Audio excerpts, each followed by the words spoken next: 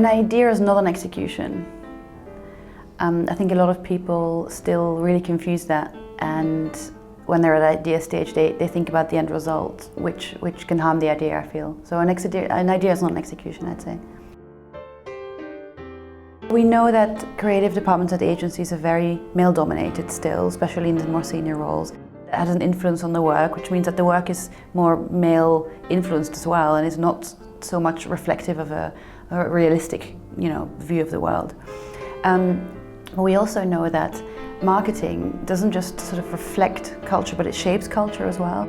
So marketing messages that people see every day really shapes the way they see the world and they see themselves, and it shapes how men see women and how women see themselves.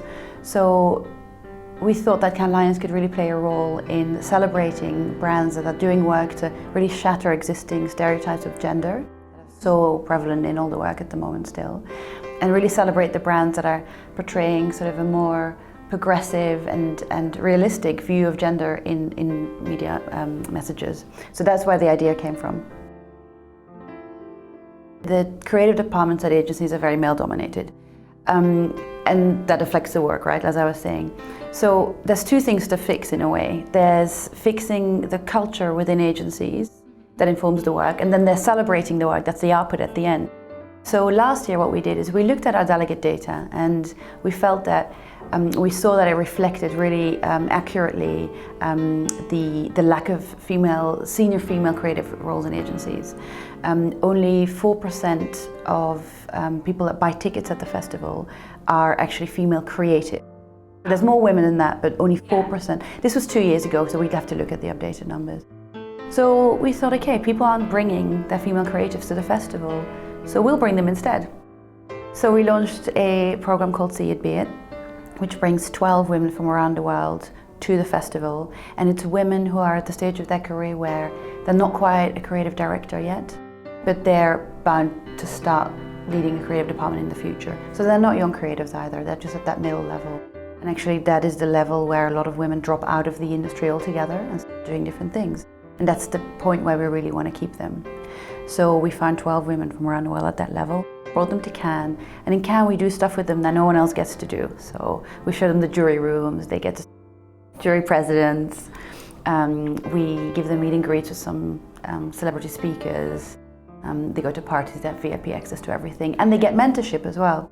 They get to speak to very senior leaders in the industry. And what it also does is that there's 12 of them, so it gives each of them 11 sort of friends in the industry that are similar levels that they are, and gives them a real tight network, which is something that's hard to come by, because as a woman you don't often have female role models, or even females that are like you, that are doing the same, that are going through the same issues as you.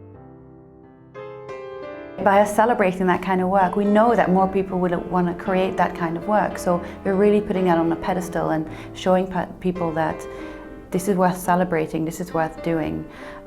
If you think about 80% of consumers, or even more, being female as well, there's a real business incentive for speaking to women in a more empowering way. It really resonates with women. There was a statistic out there recently that 91% of women don't feel like advertisers understand them, which is, and a lot of people say, well, women still buy everything, they're still 80% of consumers, but imagine if you talk to them appropriately, what would the potential be of their buying power, right? And then with See It Be It, it's done through a nomination scheme. So we're asking every agency leader to nominate somebody from their networks. So that means that every agency leader has to first think about which women they have in their networks and then nominate somebody. So it really makes them think about who they have, which are the women that they really want to keep. So even that in itself, even if the woman then isn't nominated, is very powerful.